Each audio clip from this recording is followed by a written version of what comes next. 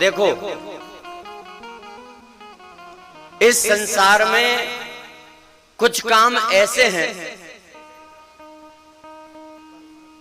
जो केवल और केवल भगवान की कृपा से हो सकते हैं। ध्यान से सुनना, विश्वास बढ़ेगा भगवान के लिए। क्या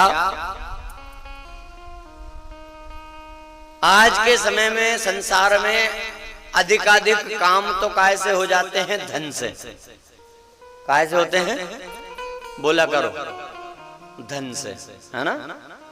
हाँ, दामोदर बैठे रहे, दाम करे सब काम।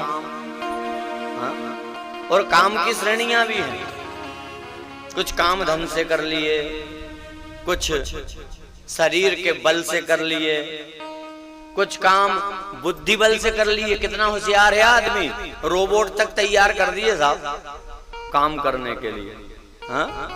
पर याद रखना कि सर्वगत सर्वकाल कथा केवल भगवान के कृपा बल से ही मिलती है और होती है। कोई सोचे, हाँ, कोई सोचे तो सोचता रहे, नहीं कर पाता। हाँ, पर जिस पर भगवान की कृपा हो जाती है, और ऐसा ही ये सुंदर अवसर है। भैया इको कम होगा थोड़ा सा। आप सभी के सहयोग से बड़ा ही पावन होली महोत्सव, होली पर भगवान की कथा, हाँ, बड़ा सुंदर प्रयास किया हमारे परमादरणीय मुख्य जवान बने रघुवंशी जी, और इन सब ने मिलकर पाल साहब, मालवी जी, कुशवाहा जी, तोमर जी, निधि बहन जी, हाँ, शर्मा जी, बड़ा सुंदर ये प्रयास किया कि भगवान की कथा। देखो जब तक भगवान की कृपा ना हो तब तक ना तो हम कथा सुन सकते हैं, ना कथा में जा सकते हैं, ना कथा करवा सकते हैं। हाँ? पर जिस पर भगवान की कृपा हो जाए, हम नाम लेना, कहना और स्वागत करना ही भूल गए। आज चांद बेड़ा सुंदर स्थान है, सुंदर गांव है, चिचोली के पास। चिचोली के पास है जोगली आश्रम, और जोगली के पास से ही 5 किलोमीटर है चांद बेड़ा। वहां से गीताबाई राठौर बहुत ज्यादा धनाढ्य नहीं है, पर इन पर भगवान की इतनी बड़ी कृपा है कि एक कथा तो ये नर्मदापुरम में माई के किनारे श्रीधर आश्रम में करवा चुकी हैं, और इस बार फिर अधिक मास में अपने गांव चांद बेड़ा में भी कथा करवा रही हैं। भोले बाबा की पावन कथा श्री शिव महापुराण। हाँ? और उन्हीं के साथ पधारे उनके परिजन। मैं बाबूजी का नाम ही पूछना भूल गए। चांद बेड़ा से ही रामदयाल राठौर, कमलेश राठौर जी, दीपक राठौर, और उन्हीं के साथ भैयू भाई। तो जोरदार तालियां इनके लिए। और ये आपको निमंत्रण देने पधारे हैं, मेहनत करके, पाई जोड़ के। और एक कथा तो करा चुकी, पर इनके मन में भाव था कि एक कथा अपने गांव में कराऊं, तो चांद बेड़ा से आए। तो कथा में आना, कथा कराना, ये सब भगवान की कृपा से होता है। हाँ? 24 से 30 मई पावन शिव पुराण चांद बेड़ा चिचोली में रहेगी। और आज यहाँ भी ये समय निकालकर सत्संग में पधारे हैं, तो ऐसे सत्संग में भी तभी पहुंच पाते हैं जब पुण्य होता है। हाँ? और निश्चित ही आप हम सब बड़े भाग्यशाली हैं, और हम पर भगवान की परम कृपा है। देखो भगवान की कृपा से क्या होता है, हो सकता है संसार के सारे सुख मिल जाएं।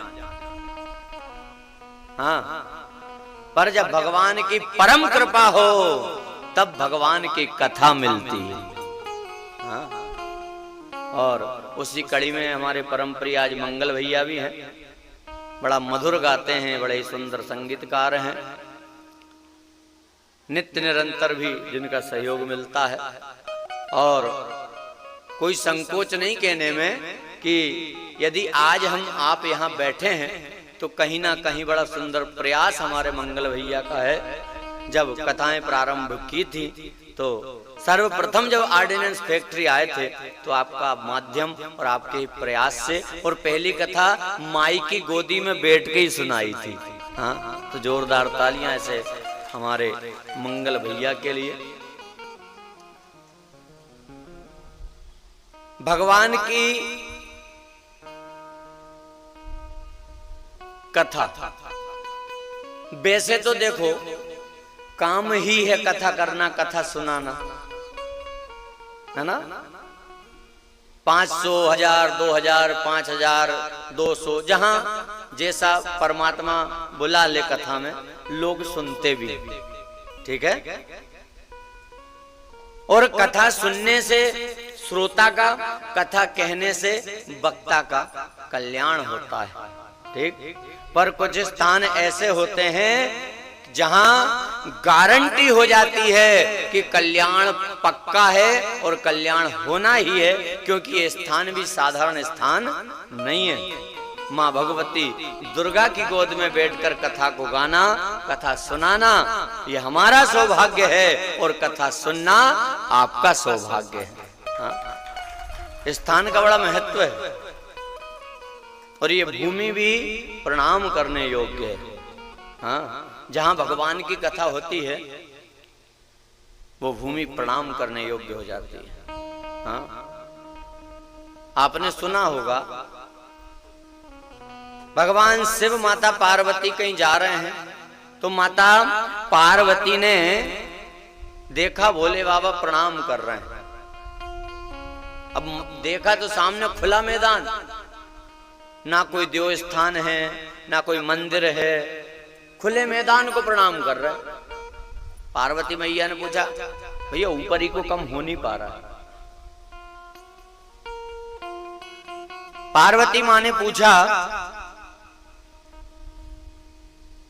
आप किसको प्रणाम कर रहे हैं, खुला मैदान है। भोले बाबा ने कहा, मैं इस भूमि को प्रणाम कर रहा हूं। क्यों?